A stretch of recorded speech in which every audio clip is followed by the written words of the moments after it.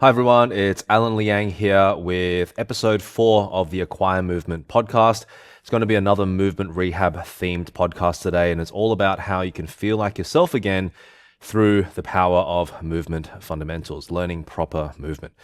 Again, I'm a movement instructor here in Botany, Sydney, and I provide the movement fundamentals to people who either are trying to rehab from injury or chronic pain, who are trying to enhance their performance in the sport or activity that they love, or they want to build robust longevity. And I help them, I help them build a practice of refinement of movement. So the movement fundamentals is underneath all of that. And the reason why I'm so passionate about what I do, as I'm sure you can imagine, is because of how powerful the fundamentals are in changing people's lives. Speaking of changing people's lives, the story I want to tell you first is that is one of my client, Angela. Now, Angela, when she first came to me, was in a tremendous amount of pain. She had plantar fasciitis for many, many years. It had built up in her foot, and it was, I can't remember how many years or how long it was there, but essentially it was getting to a point where she just couldn't, she would wake up with the pain, she'd have it all day, it'd flare up during the day, even when she wasn't doing too much. She used to love walking, and that walking gave her a lot of satisfaction. It helped her stay fit, helped her stay mentally clear, and it also helped to, she did it with her husband, so it actually helped her to bond. It was a bonding experience for her. And because of the pain, she could no longer do it anymore. And she tried as much as she could. She tried pushing it. And eventually the pain just got so bad that she had to avoid walking altogether. Now, if you're listening and you've had pain that stopped you from doing something that you love, you understand the frustration. You've felt it. Maybe you're feeling it now. And that's the kind of frustration that Angela was going through when she first reached out to me. And she, at that time, she could tell that I could help her, but because she'd been suffering for so long, and like I've said in previous episodes, pain creates a distortion in your perception, and that distortion can actually lead to making all sorts of funny decisions that might actually not actually be good for you in the long term. She was sort of in this conflict where she knew that I could help her, but also she wasn't sure, because obviously she's at the start of the experience and the journey. And then there was another part of her that was sort of arguing with her to try and pull her back towards essentially quick fixes and isolated approaches, which she had tried quite a lot of. She tried all the different kinds of medicines. I think she fell short of the surgery. She didn't want to do the surgery. That's something that she just refused to do. But she'd seen every therapist under the sun, every physio, chiro, osteo, podiatrist, you name it. And she still came back empty-handed. And she had been in so many medical waiting rooms with people that were just far sicker than herself. It was this weird dissonance that she described to me, where she was like, what am I doing here? What am I doing here? And, no judgment to the people that were in that room, but what am I doing here? How did I get here? This isn't me. So again, it's just this feeling of not feeling like herself. This is what pain can do. This is what pain does. Because it leads us to being restricted to activities that we want to do, and it leads us to places like that we don't want to be. And we have never seen ourselves in. Now, not to say that you shouldn't seek medical help when you need it. I'm not saying that. But what she'd tried all the medical stuff. She'd seen pain specialists. I think she might have seen a rheumatologist. I can't remember, but the amount of the medical appointments that she'd been to, and the people that she'd seen, and they all gave conflicting advice. She'd done her due diligence. Let's just put it that way. What she hadn't done was learn proper movement, learn recovery skills, and learn how to integrate the body properly, and do proper strength training as well. So these are the three major components that I teach, and each one has quite a number of different components to it. But credit to her, credit where credit's due. She took the process on. She took it upon herself to get herself right. She listened to my instruction despite various setbacks in the beginning and doubts and flare-ups, she understood the theory. She understood the philosophy, and she was slowly and step by step putting together what I was teaching her. And she began noticing that her foot pain wasn't getting worse, where it was starting to actually get worse over the weeks and months leading up to her reaching out to me. She wasn't flaring up as frequently. She was recovering from flare-ups faster, right? And she was starting to be able to walk distances again. She was starting to walk again. And then she wasn't having the same level of pain in her foot. So that level of intensity of pain was dropping while her activity was increasing and the load on her feet was increasing. And eventually, she not only was able to start walking again, the distances that she used to walk, which was, well, back in the day, it was like 20,000 steps a day. So it's quite a lot. Excuse me. She didn't get to quite that level, but she got to enough of a level that she couldn't do when she first started with me that gave her what she needed from the walking, that allowed her to feel like herself again. Not only that, she was also running. As of this moment, she's now running in our practice sessions, and she runs very well. Actually, she runs quite smoothly.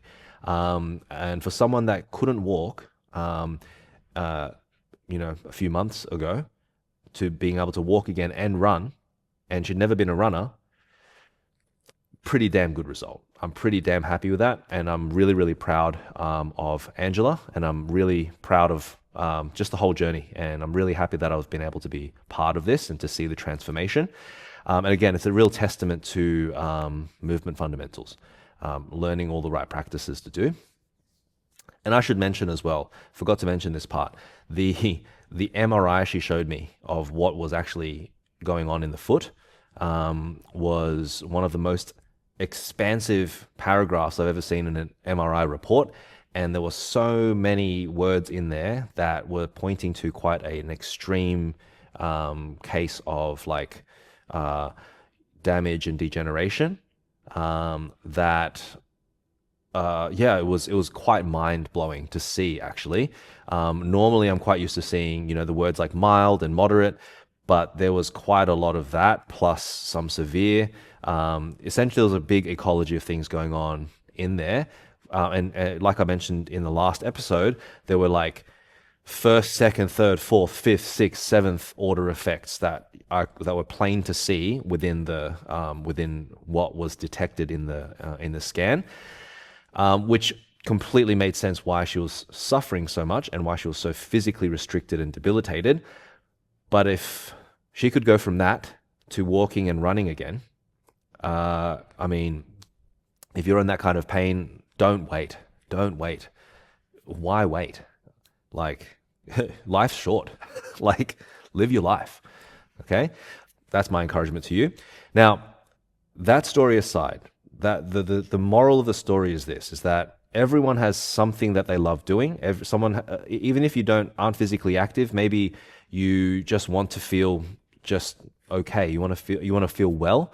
But for many of us, we do have physical activities that we enjoy, whether it be going on walks like Angela, going on hikes and seeing different views, going on runs. I have a client who's a marathon runner and she loves to run. Or maybe you're like me. I love martial arts, so I keep my body healthy so that I can continue to practice and improve my martial skill. So I do a lot of wrestling, I do a lot of grappling, so I love to spar. I think I learn best, and I think people learn best when they can spar, but in a friendly and a safe environment with safe parameters.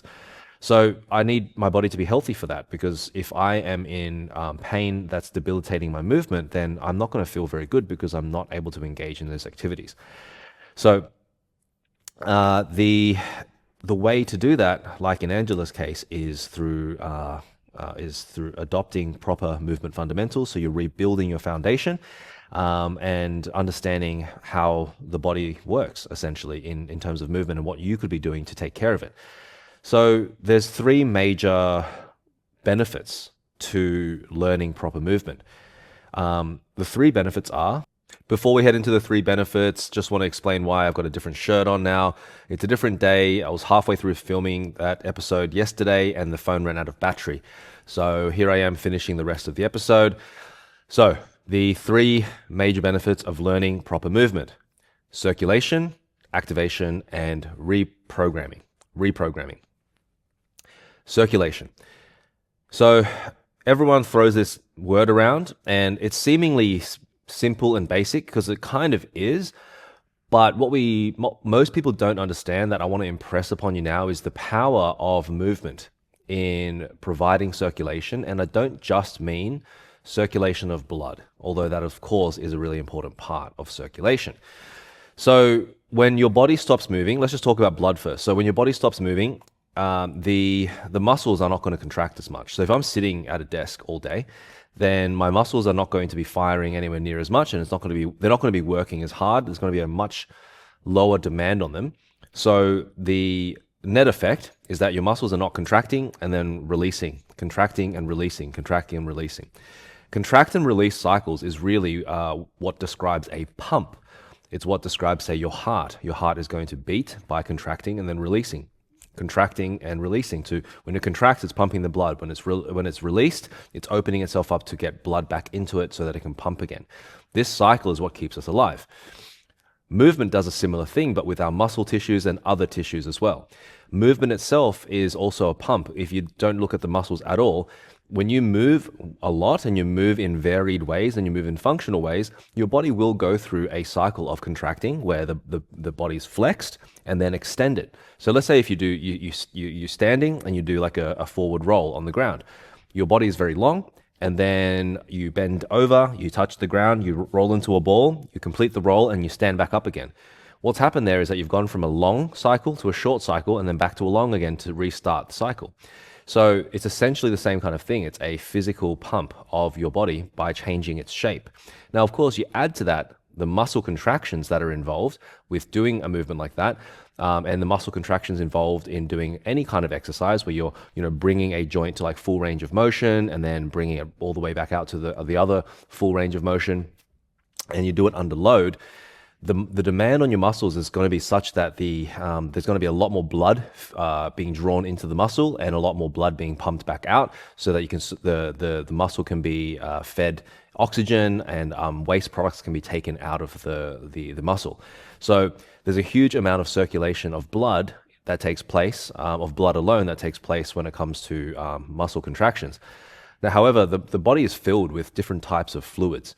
And those fluids all have different functions, and those fluids will stagnate like a pond that doesn't have a current if left stagnant, if left still for too long.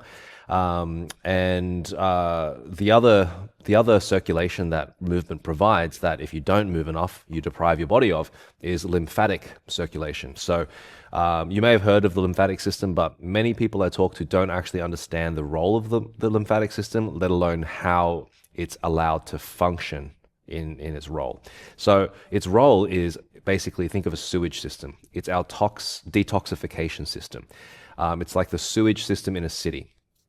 And unlike the blood system and unlike the respiratory or the breathing system, we don't have a heart or lungs to pump the lymph. We don't have an actual physical organ.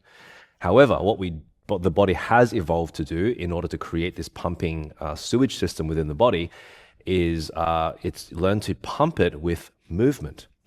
So what you'll notice is if you look at a lymphatic network, or you look at the anatomy of the lymphatic system as it runs through the whole body, there are lymphatic, it's like a nervous system, but there's clusters around the joints. So there's like a whole network of essentially like vessels or pipes. And there's like, they cluster a lot more around the joints. And the reason for that is because when we move, let's say we're doing an ancestral walk through the wilderness to get from one food source to another. We haven't developed another function to like sort of sit there and like, excrete our number ones or number twos when it comes to detoxification. We're doing that all the time. We're doing it all the time, and we don't have to sort of, take time away from other activities to then just sort of like, pump the body in order for the lymphatics to work. Because we evolved in an environment where movement was necessary, the body assumed that movement would always be there, and therefore the anatomy of the body has the lymphatic system has evolved to utilize movement as its pump. So when our ancestors were walking, and when we're walking actually, but when our ancestors were walking, the swinging of the shoulders and the rotation of the hips and the spine and the flexion of the hips and knees and ankles and feet as they compressed and released and contracted and released and cycled through those motions, and those joints basically went from, those joints were cycling.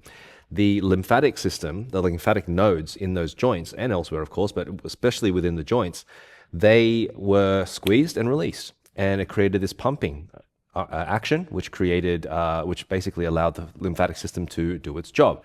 So movement is the pump for the lymphatic system, the same way that the heart is the pump for blood and the lungs are the pump for breath. So if we stop breathing, we'll die. If our heart stops beating, we'll die. If we stop moving, we won't die straight away, right? But we will almost sort of, figuratively and almost literally speaking, we sort of start dying this slow death. It's like I call it a death by 1,000 cuts. It's not an injury straight away, but if you multiply stagnation over many years, many months for some people, but many years and many decades, like the human body is very robust like that. It can take a hell of a lot of punishment until one day it decides that it doesn't want to anymore. So what will happen is the stagnation over whatever time frame it is will build up to the point that it's kind of like if you imagine a city without sewage, if the city just stopped pumping its sewage and the sewage system just stopped working, just imagine what that city would be like to look at, would be like to live in. That's what can happen and will happen if you stop movement for long enough. And this is not even including any of the structural, the structural maladaptations, the structural atrophies, and deformities that will happen as a result of not moving your structure enough. So needless to say, movement is extremely important to your well-being because it's keeping your sewage system running, and you don't want to live in a city without sewage. So don't live in a body without movement. Okay. The second thing is activation. So activation, what I mean by activation is it's like a neurological activation of the structures of your body, in particular your muscles, but you're also activating other tissues as well, because there are nerve receptors in many of the other tissues, like our fascia, like our tendons and ligaments. That's why, and like even our bones. That's why breaking a bone hurts so much. That's why tearing a ligament hurts so much, and tearing a tendon hurts so much. So all of these tissues have nervous connections. They may not have may not have conscious control of those tissues because the muscles, unlike the other tissues, have motor neurons, whereas the bone and the tendons and the ligaments, they don't have motor neurons, but we can still feel things through them. So if we stop using our body for long enough, what tends to happen is that those nerves, they start to sort of fall asleep, so to speak, because they're just not being utilized. So there's no energy running through them because there's no need for energy to run through them. And then your body is a very efficient kind of piece of biological machinery where if there's not enough demand for something, it'll just take away from that and put those energy and resources elsewhere. So you can think of it almost like a neuron or like a nerve ending is like a cell phone tower, and those cell phone towers get the more they're used, the more that they will be used, or the more that they're capable of being used. Just let this fire alarm finish first. Hopefully the alarm doesn't go off. If it does, that's okay. I can just refilm this. So, as I was saying, the activation is very important. So, try to imagine all of the different tissues in your body are connected to your brain via these branches that we call the nervous system. So, when we move, it means that we've actually consciously told our body to lift the arm, or to walk, or to run, or to twist.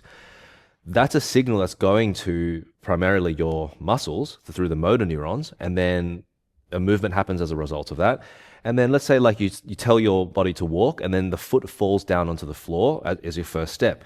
There's going to be load that's going to travel up the leg through the foot as a result of the impact of that step. Then that impact is going to vibrate and reverberate through our structures, and that vibration is going to be picked up by our sensory neurons, our sensory nerves. Those nerves are then going to light up and send signals, like at the speed of light, probably not that fast, but very, very quickly to our brain, so that we interpret this vibration. If we deprive our body of movement, okay, then what you're essentially depriving it of is this cognitive, volitional action of contracting muscle to create movement, and then the effects of the movement, the impact of the environment, as we interact with it, and just even your body parts interacting with each other. Those sort of more passive impacts, they're not going to your sensory system is not going to be utilized there either, and as a result, what you don't use, you will eventually start to lose. And essentially what will happen is you're not going to have as good of a control over your body. You're going to get weaker. B, you're not going to have as good of a control over your body and feel very uncoordinated and disorganized in your movement and unconfident because maybe you're unstable because things are not held together properly. But also you'll actually develop one of the sort of really the worst, and I wouldn't say the worst, but it's kind of insidious, this one here, because it kind of goes under the radar, but it has kind of wide-ranging effects if you let it go on for too long. And that third one is lack of awareness. So you'll lose what's called proprioception. Proprioception is the ability to feel your own body. Proprio means self in the Latin. It's a Latin root for the self, and ception means to feel. So it's to feel yourself.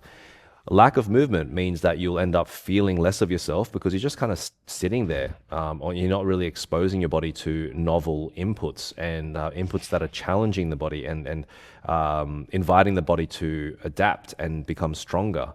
So activation, super, super important for many, many reasons. And that's what you will get if you move more, and especially if you move properly. And that's what you'll lose if you don't. Now, the last one is reprogramming. So this is, like I said, proper movement. Reprogramming essentially means you are, and actually this ties in really well to that third point that I made about unawareness. When you're unaware of your body, you're also unaware by extension of what you might be doing wrong or right. You don't really know what's wrong, but the weird thing is you probably don't even know really what's correct. They kind of come hand in hand. So let's just talk about the wrongness for a second. So if you don't know what you're doing wrong, then the chances of you doing it again are probably going to be quite high. Well, they're definitely going to be quite high. And then if you don't know what you're doing wrong, then when you do it wrong, you don't, and then you feel the consequences, you don't immediately associate it with the thing that you did.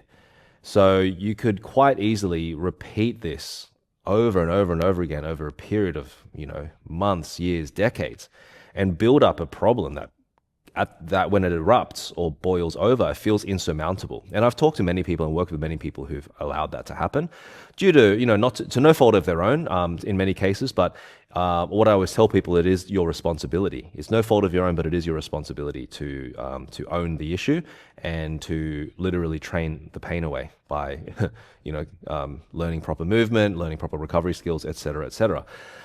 So, the unawareness piece, it ties in really well to reprogramming, because essentially reprogramming is basically dissolving or uninstalling the old pattern, the default pattern that's been hurting you, and reinstalling and putting in its place the right thing.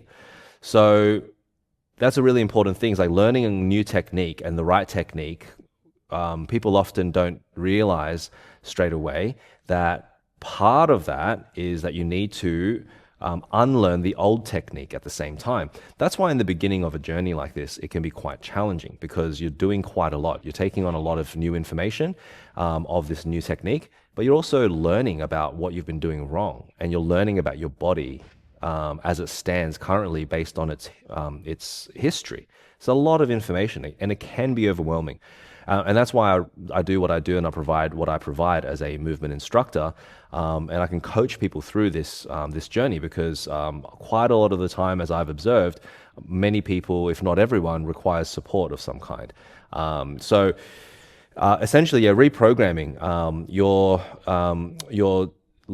by learning proper movement. What you're doing is you're putting in place something that is not going to hurt you anymore, and it's going to help you, because you're moving in a way that creates less wear and tear. You're training in a way with good technique that reduces the likelihood of injury, and you're also because you're doing a lot less things wrong and a lot more things right. You are by definition going to be getting a lot more positive and motivational experiences rather than negative and demoralizing experiences. So if you find yourself feeling unmotivated,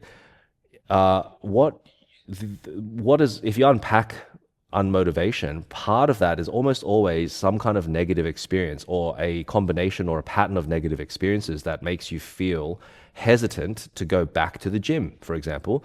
Like every time you go to the gym, you seem to pick up a new injury or exacerbate an old one. It's going to make you really scared. So if you know proper movement, then you can actually not only get things right and stay safe, and then get the results that you want and be more motivated, feel more motivated, you'll actually start to enjoy it rather than hate it and fear it. So this all sounds really obvious, but these are all components. They're really important components to getting you out of pain and helping you feel like yourself again. If it was easy, I think the large majority of us wouldn't have this problem. If it was easy, everyone that I've ever worked with are incredibly intelligent people.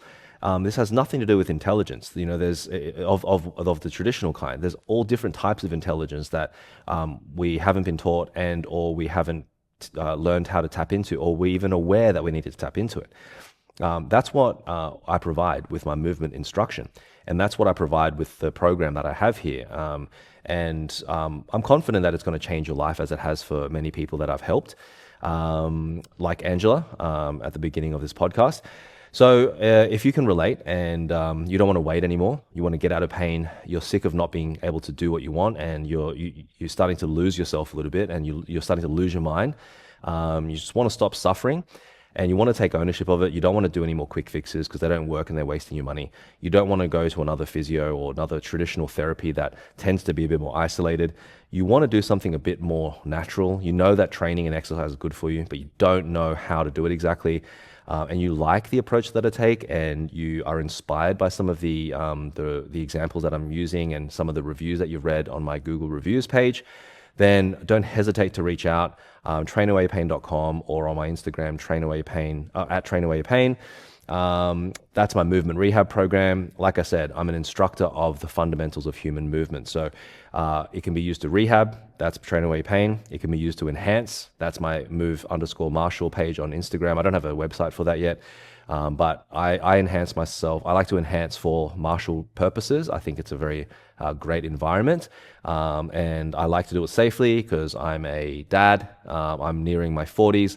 I don't want to beat any world records. I don't want to be a champion, but I love engaging with martial arts. I love the push and pull and the tensioning and just the interaction of wrestling and sparring and all that kind of good stuff. And I want to do it safely because I want to, I want to teach. That's my job, and also want to go home and not have anything that's too debilitating that gets in the way of my duties as a dad. And of course, here at Acquire Movement, acquiremovement.com, site's still being built currently, or Acquire Movement on Instagram. Overall, the fundamentals are here to help you to refine things. Okay, so rehab, enhance, refine. Thanks again for listening. I'm Alan Liang, and I'm here to help. See you in the next episode.